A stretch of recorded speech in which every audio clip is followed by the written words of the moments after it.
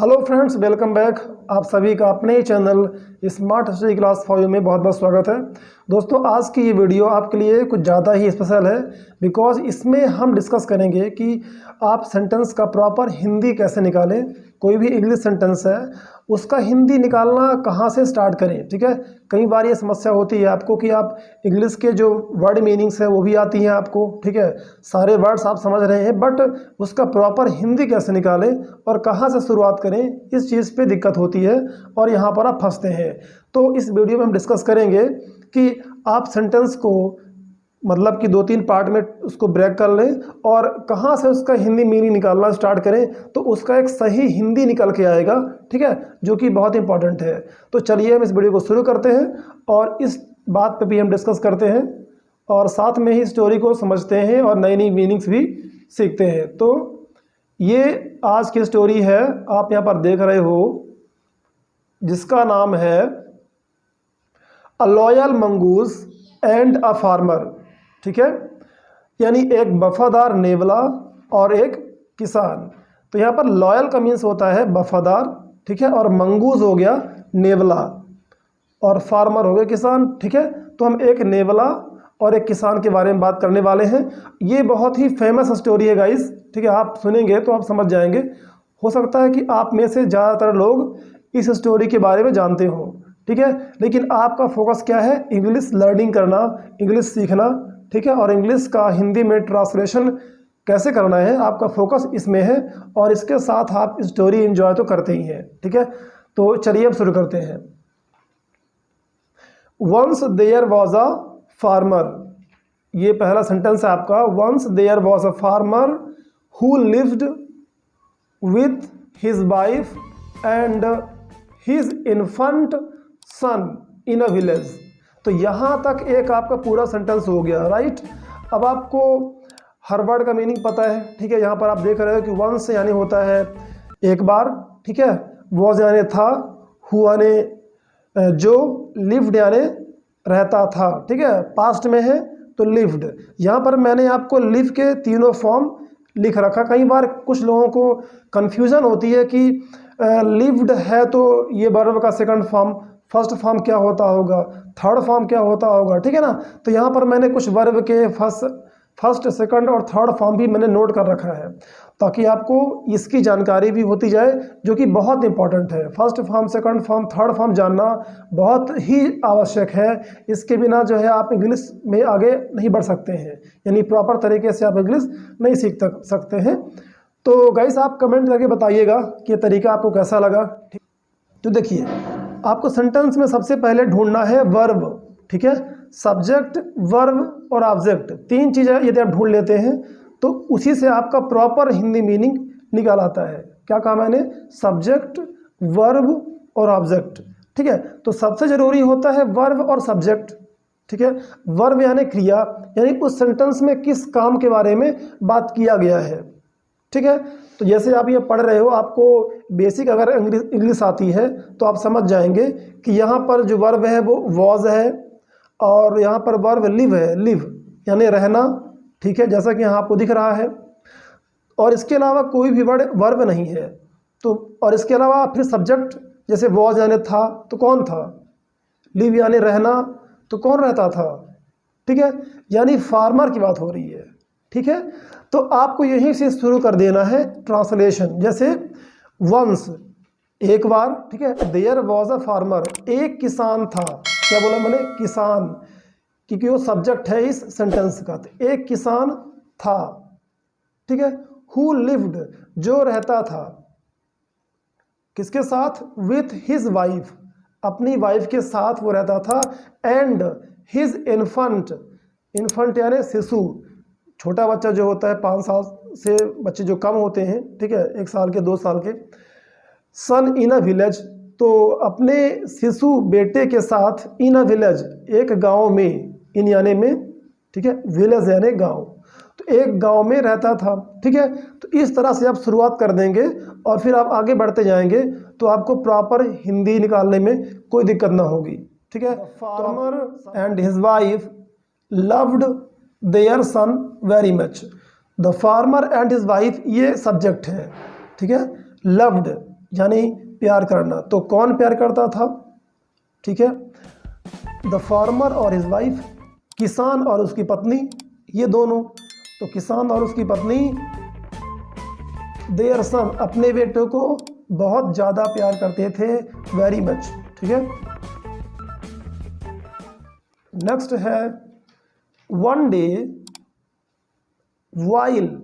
While, इस word को कुछ लोग पढ़ते हैं वाइल, गलत है। ठीक है, इसका इसलिए मैंने उच्चारण लिख दिया है, वाइल होता है। One day while returning from the fields, the farmer found a little mongoose lying near the road. एक दिन returning from the fields, fields यानी खेत, फील्ड्स यानी खेतों हो गया। ठीक है, क्योंकि ये प्लूरल है। तो खेतों से, फ्रॉम यानी से, रिटर्निंग, लौटते हुए। ठीक है, या लौटने के दौरान, द फार्मर फाउंड, वो किसान क्या पाया? फाउंड यानी पाया। इसका फर्स्ट फॉर्म क्या है? फाइंड, सेकंड फॉर्म फाउंड, और थर्ड फॉर्म भी फाउंड होता है। अ लिटिल मंगूज, एक छोटा मंगूज यानी एक मंगूज का छोटा बच्चा, नेवला का एक छोटा सा बच्चा उसको मिला, lying near the road, road के पास लेटा हुआ, लाइंग यानी लेटा हुआ। ठीक है, तो इसका आप हिंदी अपसेट कर लो अपने हिसाब से कि एक बार खेतों से लौटते हुए वो किसान मंगूज का यानी नेवला का एक छोटा सा बच्चा रोड के पास लेटा हुआ पाया या उसको मिला। ठीक है, इस तरह से हिंदी निकल आई। तो हिंदी में आपको बहुत दिक्कत नहीं है, उसको आप घुमा फिरा के बना ही लोगे। ठीक है, it looked pale and hurt. It looked, looked यानी होता है देखना या दिखा, तो यहाँ पर है दिखा। इट लुक्ड, वह दिखा या दिखता था। पेल मतलब होता है कि जैसे थका हुआ या बीमार सा। ठीक है, उदास। एंड हर्ट, हर्ट यानी होता है चोटिल। ठीक है, हर्ट, चोटिल। तो वह उदास और चोटिल दिखा। किसको दिखा? किसान को दिखा। द फार्मर पिक्ड, फार्मर ने उठा लिया। The farmer picked it up, it यानी इसे। इट का मतलब है जैसे हम इट का प्रयोग किसी जानवर या वस्तु के लिए करते हैं। ठीक है, तो पिक्ड, उसे किसको उठाया? उसने मंगूज को उठाया, तो इट आ गया ना इसके लिए। द फार्मर पिक्ड इट, यानी फार्मर ने इसे उठा लिया। पिक्ड इट अप, अप यानी होता है ऊपर। ठीक है, जब किसी चीज़ को आप ऊपर उठाते हो तो वहाँ पर अप लग जाता है। तो पिक्ड इट अप, उसे उठा लिया। ठीक है, and brought it to his home. And और, ब्रॉट यानी लाया। ब्रॉट ब्रिंग का सेकंड फॉर्म है, थर्ड फॉर्म है। Bring, brought, brought. इट, इसे, टू हिज होम, अपने घर पे। ठीक है, हिज यानी अपने। जब ही रहता है ना, जैसे ही या कोई मेल रहता है, तो उसके लिए हम हिज यूज़ करते हैं कि वह अपने, या फार्मर अपने। ठीक है, रामू अपने, राम अपने, क्योंकि ये मेल है। ठीक है, तो इसके लिए आप हिज वर्ड यूज़ करोगे, हिज। और अगर लड़की होती है तो हर, कोई गर्ल्स है तो हर यूज़ करोगे। तो इस तरह से छोटी छोटी बातों पे यदि आप ध्यान देते हो गाइस, तो आप बहुत जल्दी इंग्लिश को कवर कर सकते हैं। बहुत फास्ट आप इंग्लिश को समझने लग जाएंगे, और हिंदी आप बिल्कुल बहुत आसानी तरीके से निकाल लेंगे। पढ़ते ही आपको उसकी पूरी हिंदी जो है दिमाग में आ जाएगी, गूंजने लग जाएगी कि इसका ये होगा, इसका ये होगा। ठीक है, ऐसा हो जाता है, बट उसके लिए कंटिन्यूअस प्रैक्टिस तो करनी पड़ती है।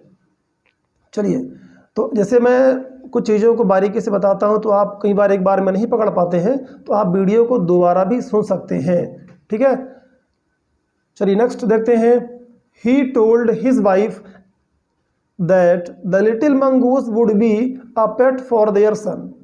ही टोल्ड हिज वाइफ, उसने अपने वाइफ को बताया। ठीक है, मैंने कहा ना हिज, ध्यान रखिएगा जब भी हिज आए तो ही के लिए होगा, यानी किसी मेल के लिए होगा, किसी पुरुष के लिए। तो वह उसने अपने वाइफ को बताया कि the little mongoose would be a pet for their son. ठीक है, तो उसने बताया कि जो पेट है, पेट यानी पालतू जो होते हैं, पालतू जानवर जो होते हैं, ये हमारे बच्चे के लिए एक पालतू बनेगा। ठीक है, एक पालतू जानवर बनेगा हमारे बेटे के लिए, फॉर देयर सन यानी उनके बेटे के लिए। अब देयर मतलब उनके, एक से ज़्यादा लोग हो गए यानी कि उसकी वाइफ और वो, ठीक है, वो जो व्यक्ति था फार्मर और उसकी वाइफ, तो ये एक से ज़्यादा हो गए, तो दे, ये दे बन गए मतलब वे, तो इसलिए देयर आ गया, वे अपने बेटे, ठीक है ना, या उनके। तो इस तरह से आप कंफ्यूज नहीं होना है आपको, ठीक है। चलिए नेक्स्ट है, his wife and did not like the idea of having a mongoose near their son but accepted reluctantly. Reluctantly मतलब अनिच्छापूर्वक, बिना मन के उसने एक्सेप्ट कर लिया, ठीक है।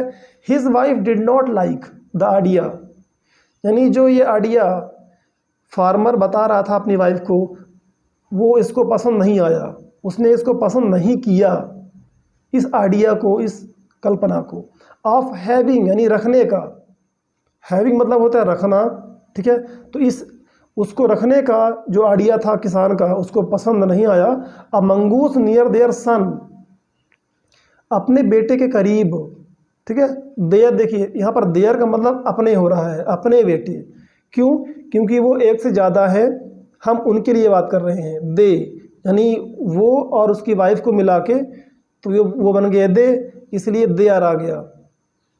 तो वो अपने बेटे के पास एक जानवर को रखना पसंद नहीं की, लेकिन बट एक्सेप्टेड रिलक्टेंटली, लेकिन ना चाहते हुए भी यानी बिना मन के भी उसने एक्सेप्ट कर लिया, क्योंकि वो किसान जो है उसको समझाया और वो जोर दे रहा था, ठीक है, ये बढ़िया रहेगा, ठीक है, हमारे बेटे के लिए एक पालतू जानवर बनेगा, ठीक है, तो उसको भी जो है थोड़ा सा अच्छा लगेगा और सिक्योरिटी रहेगी। कुछ लोग नेमला पालते हैं, ठीक है, जैसे कुत्ता पालते हैं। The farmer tended to the wounds of the mongoose and gave it food and water. यहाँ पर भी ध्यान दीजिएगा, ठीक है, जिसको रीडिंग पे दिक्कत होती है इसको पढ़ेंगे टेंडर्ड, टेंडर्ड नहीं। बहुत मिस्टेक करते हैं कई बार लोग स्टार्टिंग में पढ़ने में, ठीक है, तो अजीब तरीके से पढ़ते हैं, इसलिए आपको बहुत ज़रूरी है ध्यान देना रीडिंग पे। कुछ जो मुश्किल वर्ड होते हैं उनका जो उच्चारण है वो मैं खुद लिख देता हूँ, ठीक है, प्रयास करता हूँ कि आपको बहुत दिक्कत ना हो। The farmer tended to the wounds, इसको हम पढ़ेंगे वुंड्स, अक्सर लोग वाउंड्स कहते हैं, बिल्कुल गलत है ना, इसका ये उच्चारण गलत है, इसको हम पढ़ेंगे वुंड्स, आप नोट कर सकते हैं। वुंड्स यानी घाव, ठीक है, टेंडर्ड यानी कोमलता से छूना। Of the mongoose and gave it food and water, gave यानी दिया, तो इसका मतलब हो गया कि किसान ने कोमलता से उसके घाव को छुआ, टू द वुंड्स उसके घाव को छुआ, मंगूस के घाव को छुआ, एंड गेव और उसने फूड और वाटर दिया, ठीक है। The mongoose recovered very quickly, recover, recovered, recovered, recover मतलब होता है किसी भी बीमारी से ठीक हो जाना, ठीक है, रिकवर कर लेना यानी ठीक हो जाना। तो वो जो नेवला था वेरी क्विकली बहुत जल्द ही रिकवर कर लिया यानी ठीक हो गया, ठीक है। The farmer's son and the mongoose started growing together, और इस तरह से जो फार्मर का बेटा था और नेवला वो दोनों एक साथ ग्रो करना स्टार्ट कर दिए, मतलब शुरू कर दिए, उन दोनों को उसने ध्यान रखना शुरू कर दिया, पालना पोसना, तो मंगूज भी बड़ा होने लगा और उसका बेटा भी ग्रो करने लगा, ठीक है। अब चलिए देखिए इस स्टोरी में क्या ट्विस्ट आता है, क्या एक ऐसी बात आती है जो आपको बहुत चौंका सकती है, ठीक है, और एक अच्छा सीख भी दे सकती है। One day the farmer's wife had to go the market, एक दिन क्या था, फार्मर की वाइफ को, किसान की वाइफ को हैड टू गो मतलब जाना था, ठीक है, क्योंकि हैड लगा ना, हैड ये पास्ट हो गया, जब हैड टू के साथ कोई वर्ब की फर्स्ट फॉर्म आती है तो उसका मतलब होता है कोई काम करना था या कोई काम करना पड़ता था, इस तरह से। तो उसकी वाइफ को मार्केट जाना था, ठीक है। She put her son to sleep and told her husband to look after him. She put her son to sleep, यानी उसने अपने बेटे को सुला दिया। ठीक है, इसका मतलब क्या हो रहा है कि वह उसने अपने बेटे को सुला दिया। Put her son to sleep, सोने के लिए उसने उसको रख दिया या सुला दिया, इस तरह से इसका मतलब आप निकालेंगे। नेक्स्ट क्या है, told her husband to look after, और उसने बता दिया, टोल्ड यानी बता दिया, हर हस्बैंड अपने हस्बैंड को। अब देखिए यहाँ पर हर का मतलब क्या हो रहा है, अपने, अपने हस्बैंड। क्यों, एक बार मैंने बताया हिज का मतलब अपने, फिर देयर का मतलब अपने, अब यहाँ पर क्या है, हर का मतलब अपने, क्योंकि यहाँ पर वो एक लड़की है ना, औरत है, तो हर का वर्ड यूज़ करेंगे हम, है ना, हर हस्बैंड, अपने हस्बैंड को। लुक आफ्टर का मतलब होता है देखना, ये एक फ्रेजल वर्ब है। ठीक है, इसके बारे में कभी हम बात करेंगे डिटेल से, तो इसको आप नोट कर सकते हैं। इन दोनों वर्ड का मिला के मतलब होता है देखभाल करना। तो हिम यानी उसका, लड़के का, क्योंकि लड़का वो बॉय है इसलिए उस हिम वर्ड यूज़ कर रहे हैं। ठीक है, तो हर बात पे आपको ध्यान देनी है, क्योंकि परफेक्ट तरीके से आपको इंग्लिश सीखना है, तो ये ध्यान आपको देना पड़ेगा guys. Okay, she told him not to let the mongoose go near their sun.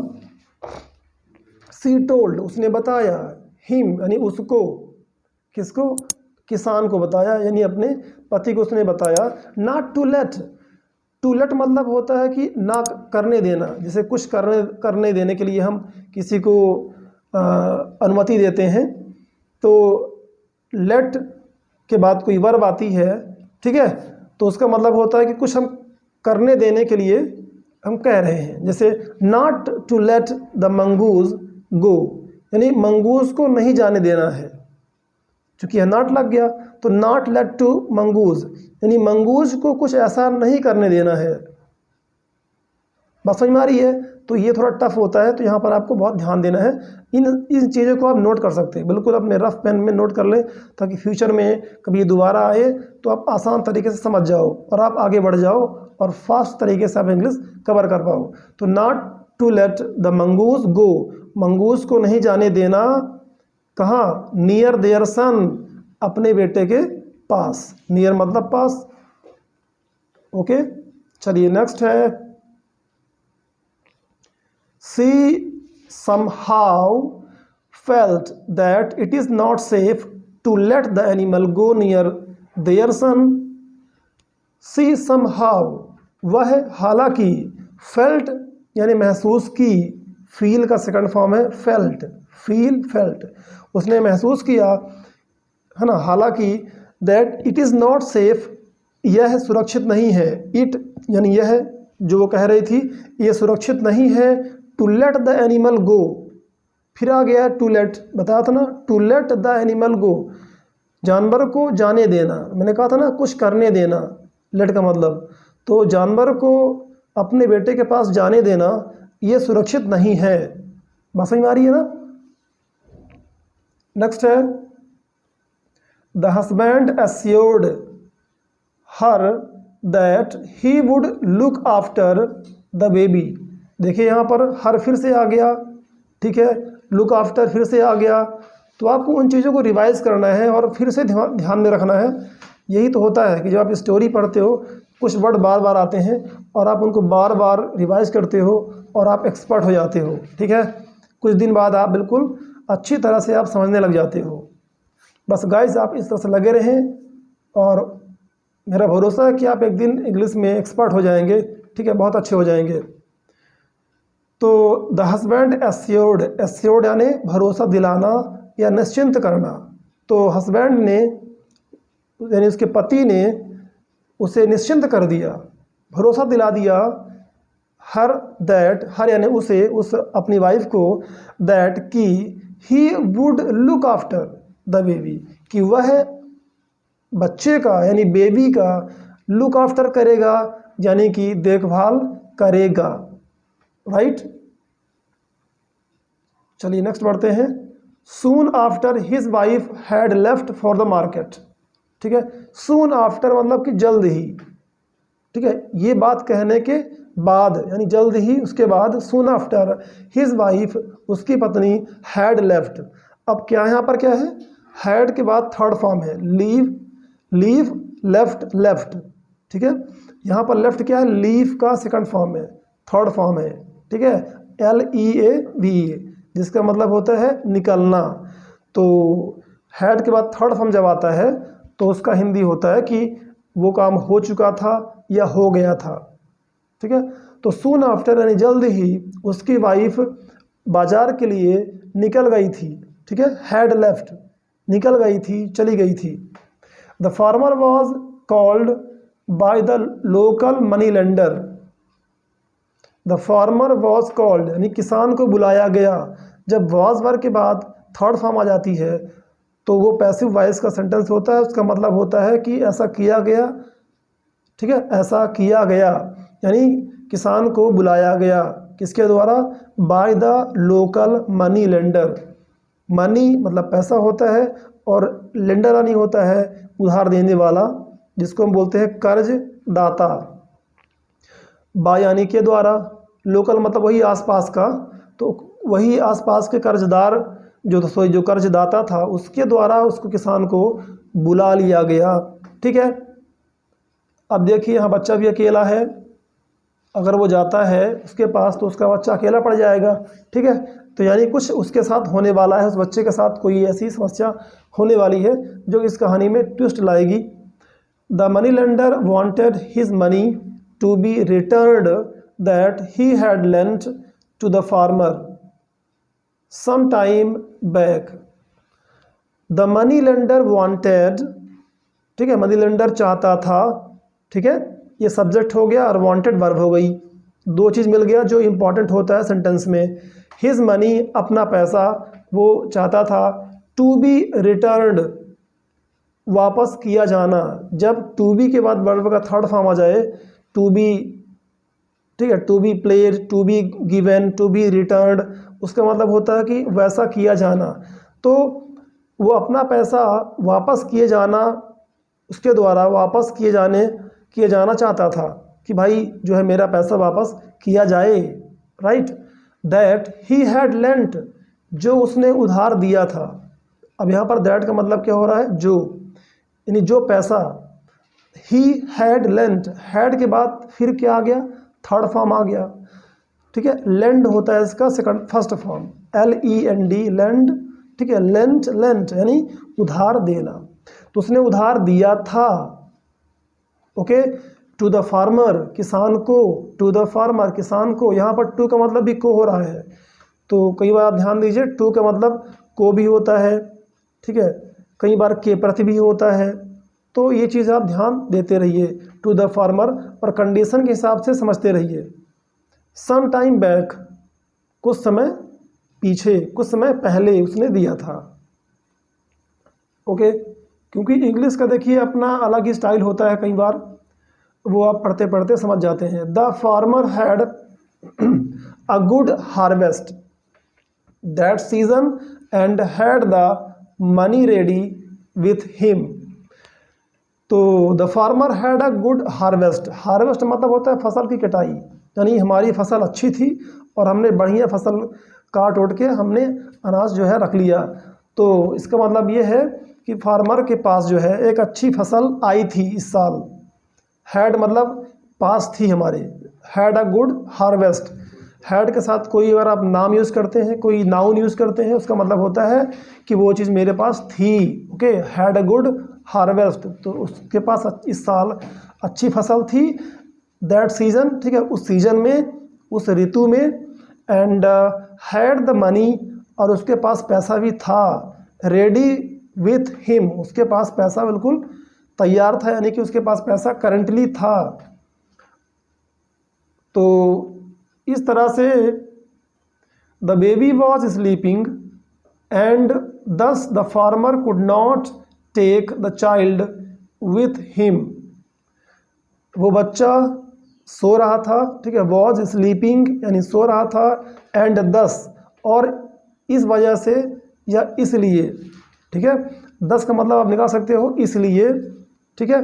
The farmer could not take the child with him, with him यानी अपने साथ, उसने बच्चे को नहीं ले गया, यानी किसान ने, ठीक है, अपने बच्चे को अपने साथ नहीं ले गया। कुड नॉट टेक मतलब हो सकता है कि नहीं ले जा सका या नहीं ले जा पाया, ठीक है, इसलिए उसने अपने बच्चे को अपने साथ नहीं ले जा पाया क्योंकि वो सो रहा था और वो जगाता तो बच्चा डिस्टर्ब होता।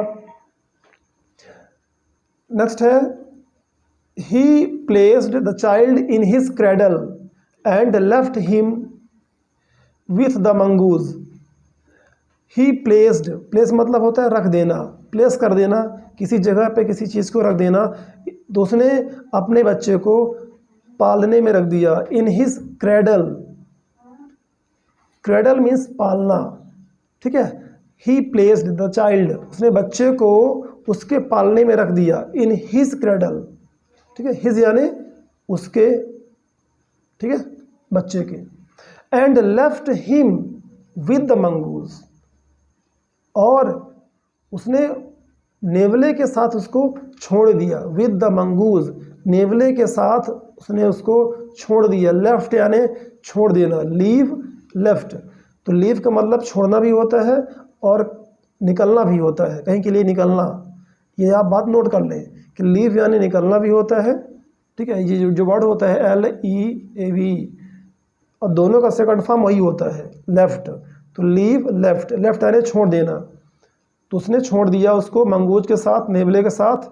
ही बिलीव्ड दैट, ठीक है, he believed that the mongoose was an intelligent animal and could take care of their sun.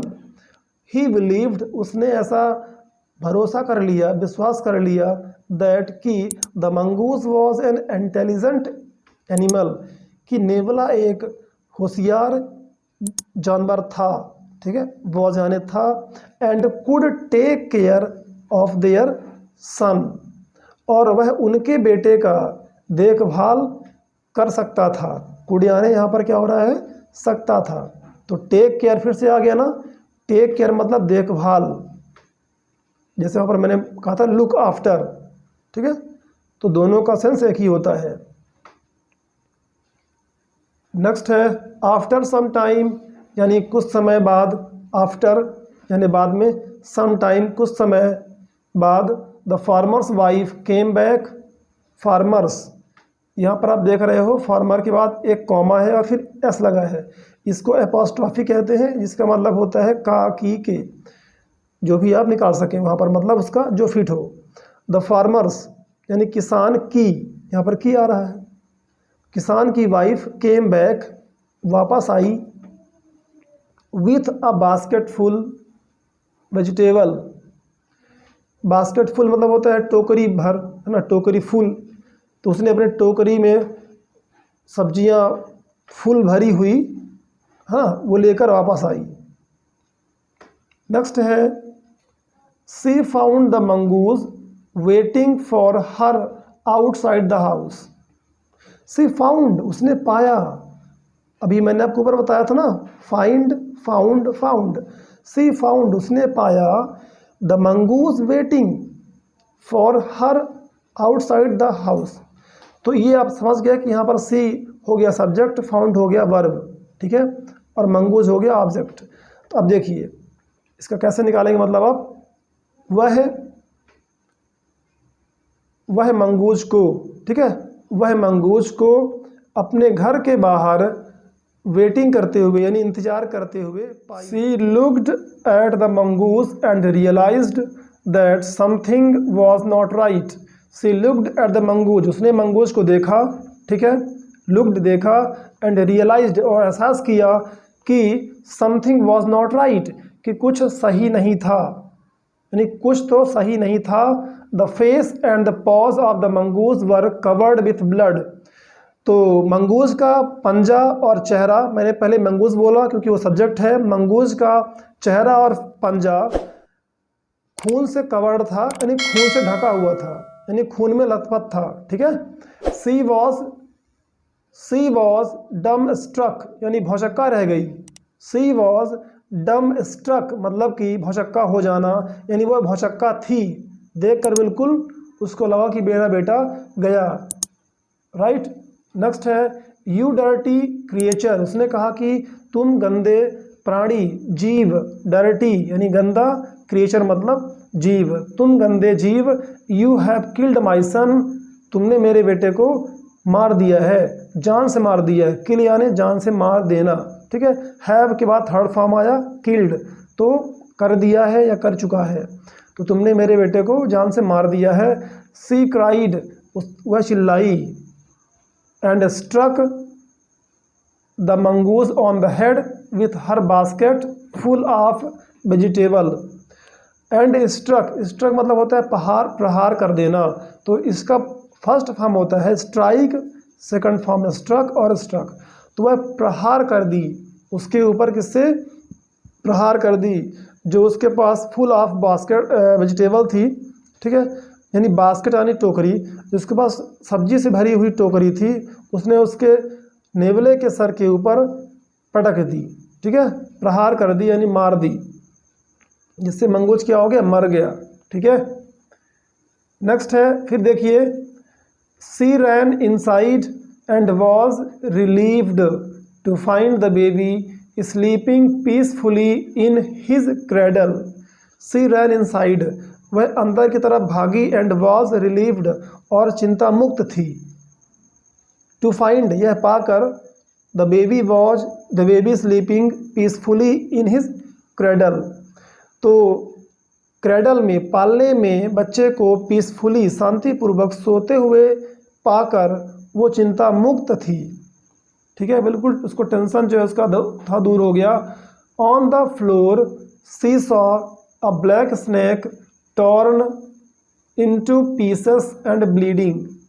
On the floor, floor यानी फर्श, उसने फर्श पर देखा, she saw a black snake, उसने काला सांप देखा, टॉर्न यानी कटा फटा हुआ, इनटू पीसेस एंड ब्लीडिंग, ठीक है, टुकड़ों में बटा हुआ, खून से लथपथ यानी खून बहता हुआ एक कटा वहाँ पर स्नेक उसने देखा। The snake appeared very poisonous, very poisonous मतलब जहरीला, तो उसको ऐसा लगा कि वह जो स्नेक था बहुत पॉइजनस था, बहुत जहरीला था, तो सर्प उसको बहुत ही जहरीला लगा या दिखा।